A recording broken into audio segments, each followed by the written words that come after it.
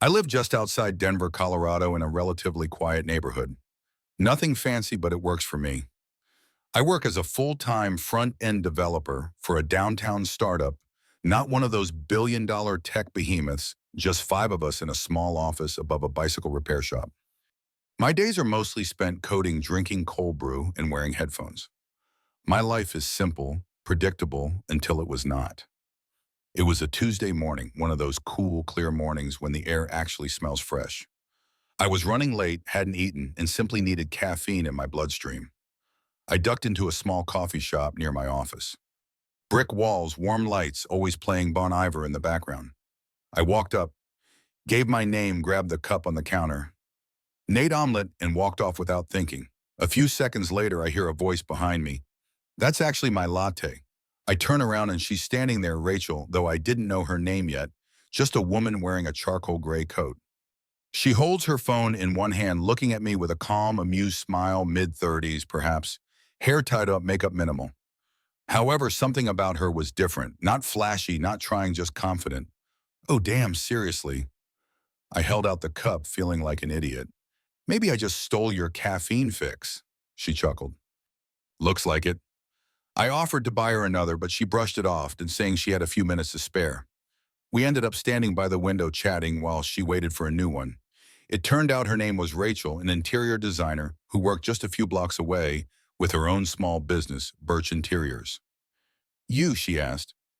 I break websites and attempt to repair them before my boss notices. She smiled. So caffeine thief and programmer, a dangerous combination. We talked for maybe 10 minutes, just light stuff, things we liked about Denver. My favorite places to eat, weather complaints. When her coffee was ready, she thanked me again and waved as she left.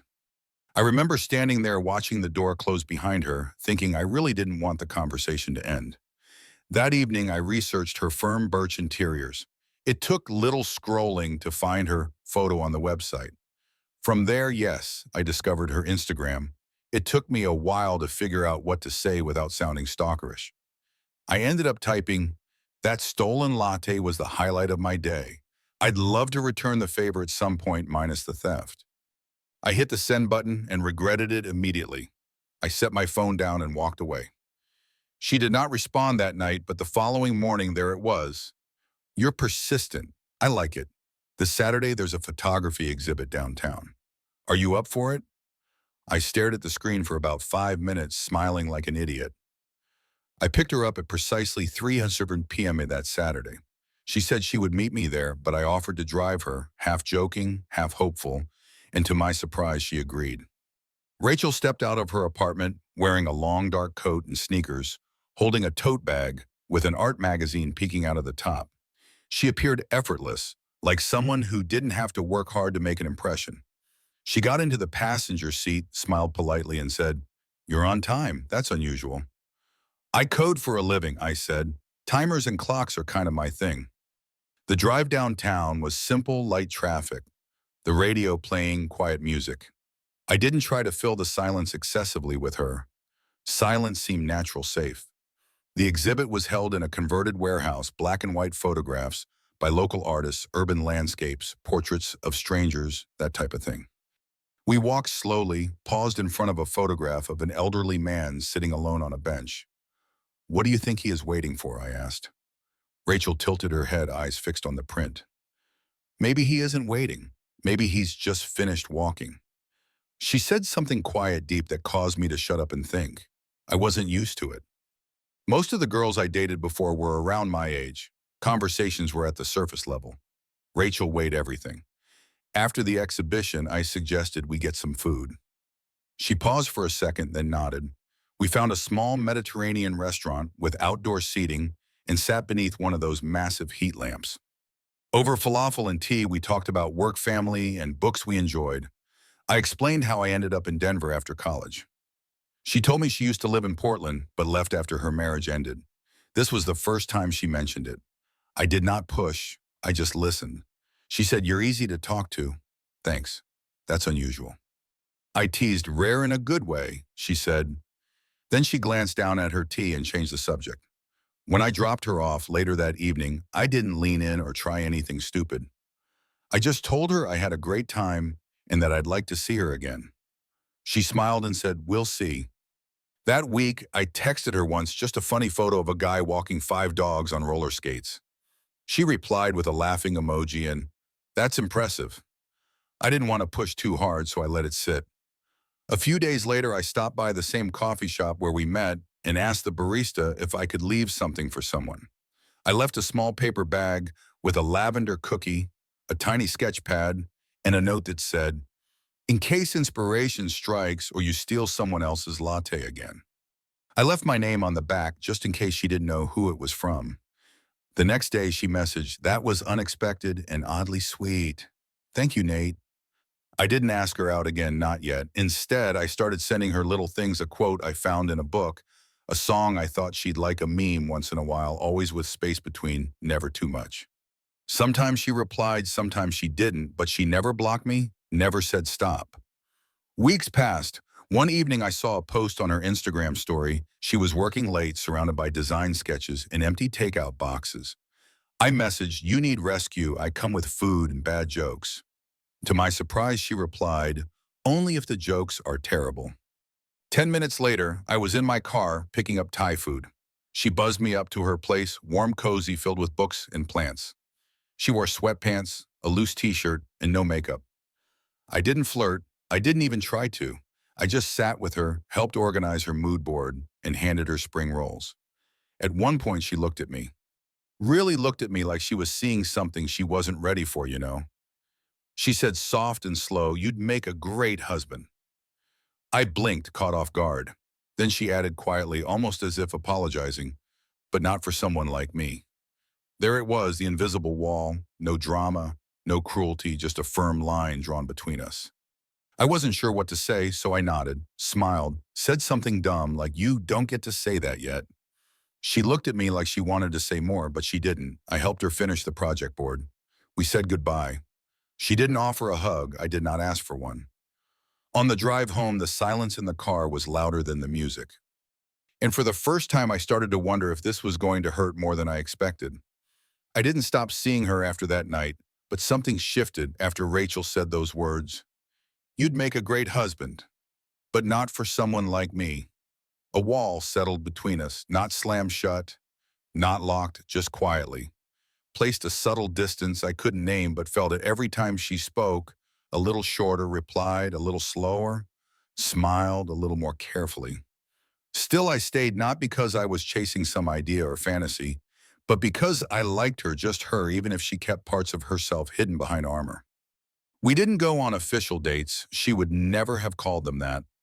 But we met for coffee on cold mornings. I helped her carry boxes when she moved her design studio to a new space 2 blocks closer to my office. I brought her soup when she caught the flu and left it on her doorstep. She texted thank you with a little heart emoji. I didn't know if that meant anything. I wanted it to. Once I left a book by her door, a collection of poetry she had casually mentioned in a conversation weeks before. Inside, I wrote on the first page, "Some things are better when shared even silence." She didn't respond for 3 days, then sent a photo of her holding the book with a short message, "You remember too much." I didn't respond. I just smiled at my screen. It was like that for a while, slow, soft, one-sided, I wasn't sure. One Sunday, I invited her to a street fair in Old Town. She came wearing sunglasses and a gray scarf and smiled the entire time, but in a quiet, internal manner. I bought her candied almonds, and she laughed because they reminded her of a trip she took to Vienna years ago. The longer we spent together, the more pieces she dropped, fragments from her past, her travels, her marriage. One night we sat in my car outside her house. She was telling me about a design client who ditched her after 2 months of work. She laughed it off, but her fingers clenched around the hem of her coat. I said, "You can talk to me, right, if something bothers you." She shook her head. "It's not worth unpacking, but if it is to you," I said, "it's not insignificant." She looked at me for a moment, then looked away. "My ex-husband used to say the same thing," she explained, "but he never listened when it counted." That left me speechless, so I said nothing. I simply sat there, hands on the steering wheel, waiting for her to decide what silence meant that night. Then she reached across to touch my hand. She whispered, "I know you mean well, but I am not someone you can save." And with that, she let go. Sometimes I'd lie awake at night wondering if I was being stupid. I was not a kid, I was not playing a game, but I also wasn't sure what she expected from me, if anything. I once tried to ask her not directly. I said something like, "Do you ever wonder what's going on between us?" She responded without looking up from her coffee, "Sometimes, but not always." I try not to complicate things that I cannot hold. I did not push. On a Saturday afternoon, I helped her hang curtains in her new apartment. She prepared hot chocolate. We sat on the floor afterwards, surrounded by a jumble of tools and packaging. She asked, "Why do you keep showing up?" I gazed at her, honest, tired, a little frustrated. "Because I like the way you see the world," I explained, "and I like how I see the world when I'm with you." She didn't respond, just stared at me for a long time. She said softly, "Nate, you're dangerous. You make people believe again. Believing is exhausting." That night, she led me to the door, touched my shoulder, and told me, "Sleep well, young man." The young man part stung. I wasn't trying to be younger. I wasn't trying to be older. I was just trying to be present for her. Nonetheless, I kept showing up because she never warned me not to. But something inside of me was starting to ache. I did not want to be her good memory. I didn't want to be the lovely story she told her friends someday. I wanted to be real, present, tangible. But she refused to let me in until one night everything cracked slightly. She had a rough day. Some clients demanded endless revisions and then blamed her for budgetary problems. She called me without saying hello, just asked, "Are you free?" I said yes. We sat on her balcony holding 2 mugs of red wine and a blanket across our laps. She didn't say much, just looked at the city lights. "I used to think I was hard to love," she said unexpectedly, "but maybe I am just difficult to trust." I looked at her, my throat tight, and said, "Then don't trust me. Please believe me." She closed her eyes, exhaled, but said nothing back. And I knew we were close, but not there, not yet. It had been nearly 6 months since we last met. 6 months of conversations, long walks, coffees, dinners, silence, laughter, and the invisible barrier between us. I kept thinking, maybe if I stayed consistent, if I continued to show her that I was not going anywhere, she'd allow herself to believe that something meaningful could come from this. However, people do not change simply because you want them to, and you can't convince someone to fall in love. It was a Thursday, the kind of day when the snow was melting, and everything appeared a little gray. She called to ask if I could help her rearrange her office. She expressed a desire for a fresh start. I arrived with 2 coffees and zero expectations. I was halfway through moving a bookshelf when she said, "Don't you get tired of this?" I looked up. "Of what?" "This," she said, making a vague motion toward the air between us, or whatever it is. I sat down the bookshelf, wiped my hands on my jeans, and stood still. I wasn't sure where she was going with it, but something in her tone seemed final. She walked over to the window, crossed her arms, and said, "You are kind, without looking back, generous, perhaps too much. And I'm not saying I don't appreciate it. I do. But you don't understand it, Nate. I am not the woman you believe I am." I remained quiet. Let her speak. "I am not this mysterious, broken, sad figure who can be fixed with books, warm drinks, and your unwavering optimism. I am tired. I'm done believing in things that fall apart. You'll wake up one day and realize you've been pouring yourself into something that can't hold it." I finally spoke. "Why do you get to make that decision for me?" "Because you don't see it clearly," she explained. "You're seeing what you want, not what is real." "Then help me see it," I asked. "Talk to me, Dai, be honest." She turned to face me, and for the first time in a long time, she appeared angry, not yelling angrily, tired and angry, defeated. "You want honesty," she explained. "Fine. You make me feel emotions I've suppressed for years. You remind me of a past version of myself who believed in second chances. You sit here with your damn books and sweet messages making me want again. And I despise that because the second I allow myself to lean into you, I will break." That hit harder than I anticipated. I said nothing else, just nodded, grabbed my coat, and left. I did not text her that night or the next. For the first time since I met her, I went quiet. Days passed, then 1 week, then 2. I kept going to work, kept doing my runs, kept opening my phone and hovering over her contact.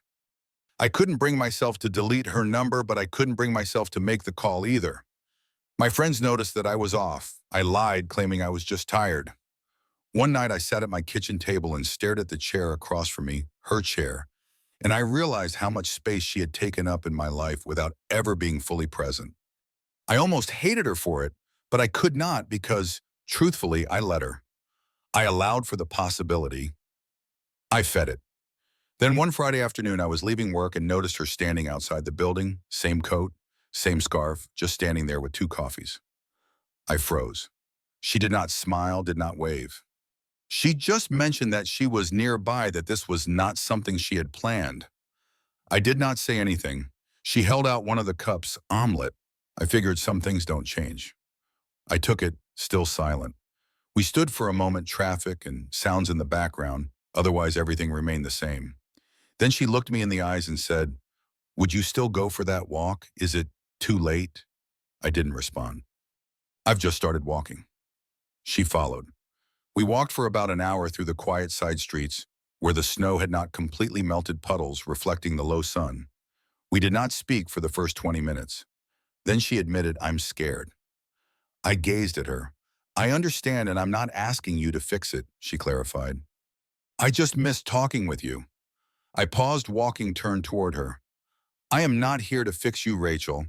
"Hello? My name is Nate. I'm 26. She looked down at her feet, then back at me. "I want to," she whispered, "but I'm not sure how. So let's figure it out together." She nodded. No dramatic music, no kisses, just a tired, honest, and fragile nod. That was sufficient for me. We sat on a bench afterwards, talked about nothing and everything. She asked about my week. I asked if she had been painting again. We laughed about a dog who slipped on ice across the street. She gently rested her head on my shoulder. For the first time in months, there were no lines separating us, no labels, no expectations, just presence. The wall had not disappeared, but there was a crack now, a beginning. It didn't happen overnight. After the walk, following that delicate little nod on the bench, I did not wake up to a fairy tale relationship. There was no abrupt transformation in which Rachel opened her heart and everything fell into place. That's not how things work in real life. Not around people like her, not among people like us. But something changed slowly. We started seeing each other more often, not on a daily basis, but frequently enough to make it feel intentional. She would invite me over for coffee on Sunday mornings, and I'd bring her fresh bagels from her favorite downtown bakery. We'd go to the market together and argue about which tomatoes were truly ripe. Other days, we'd just sit on her couch and read quietly, our legs barely touching beneath the blanket. There was no talk about dating, no labels. She was not prepared for that.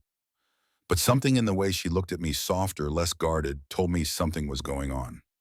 One evening, we were walking home from a movie. Cold air, stars out, the street quiet. She took my hand without saying anything. I did not react. I just held on. That night in her apartment, we did not kiss, did nothing dramatic. We just sat on the floor, takeout containers between us. And she asked, "Do you still think this could be something?" I said, "I believe in how you laugh when you're not trying. I believe in double checking the oven even when you know it's turned off. I believe in how you continue to pretend you don't care while responding to every message I send." She maintained her gaze, did not flinch, just smiled, small but genuine. "Okay," she whispered, "then maybe we try." This was the first time she said it aloud, not a promise, not a confession, just a choice. The following weeks were quite honestly the best I'd had in years. She began texting me, sometimes sending photos of sunsets, her lunch, or the socks her dog was stealing. One night, she left a note in my jacket pocket that read, "Don't get used to this," with a smiley face drawn in pencil. Even as things became warmer and more stable, we never addressed each other as boyfriend or girlfriend. She said it felt too sharp and tight, as if it would break what we were building. I understood. I never was. I just asked her to let me in. "Seriously, I'm still not sure what this is," she said. I nodded. "Neither do I, but you're okay with it." I paused and said, "Only if you are." She looked at me for a long time before responding, "I'm not sure where this will lead.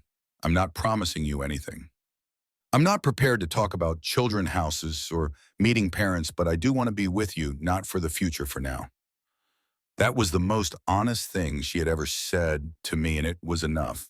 There were still days when she held back times when I felt her disappear slightly, but I stopped chasing her.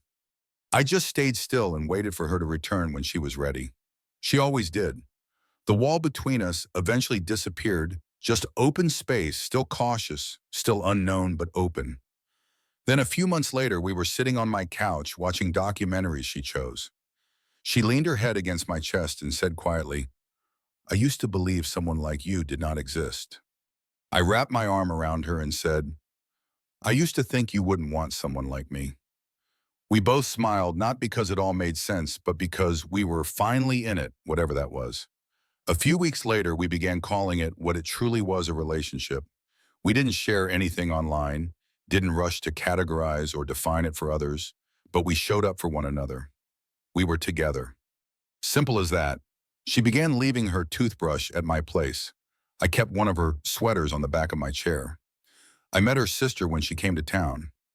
She helped me choose a new lamp for my bedroom. Small things, things, real things. One night while washing dishes, I noticed her leaning against the counter drying a plate. She was humming something beneath her breath, barefoot hair in a bun, no makeup. I'm not sure what came over me, but I said, "You look like home." She laughed. "That's the corniest thing you've ever said. That doesn't mean it's false." She walked over, removed the towel from her hands, and looked me in the eyes. "I'm still not sure where this is going." "I understand," I said, "but I'm okay with not knowing as long as I am with you." She kissed me, and that was the moment I knew. This was not about guarantees, futures, or fairy tales. This was about selecting someone every day, even if it is scary, even when things are uncertain. We did not move in together. We did not get engaged. We just kept going. She allowed me in and I stayed. That was sufficient. I did not need a title. I simply needed presence. Nate's story with Rachel reveals a powerful lesson. True connection grows from patience, presence, and the courage to embrace uncertainty. When Nate met Rachel, a chance encounter over a stolen latte sparked something deeper than he expected. Despite her guarded heart and past wounds, Nate chose to show up consistently, not to fix her, but to share moments from coffee chats to quiet walks without demanding more than she could give. Her words, "You'd make a great husband, but not for someone like me," built a wall, yet Nate's persistence, tempered by respect, slowly cracked it. This teaches us that love and trust aren't forced. They bloom when we meet people where they are offering steadfast support without expectations. Nate's choice to stay, even when Rachel pushed back, reflects the strength it takes to believe in someone's potential for healing, even when they doubt it themselves. Their journey from tentative steps to a shared undefined relationship shows that life's most meaningful bonds often form in the quiet in-between moments, not in grand gestures. Have you ever waited for someone to open up or found connection in unexpected places? Share your story in the comments. We'd love to hear how you've navigated life's delicate dance of trust. If this tale stirred your heart, please like, subscribe, and hit the bell to join our community. Your support keeps these stories alive, inspiring us all to find beauty in the uncertain. Let's keep sharing and growing together.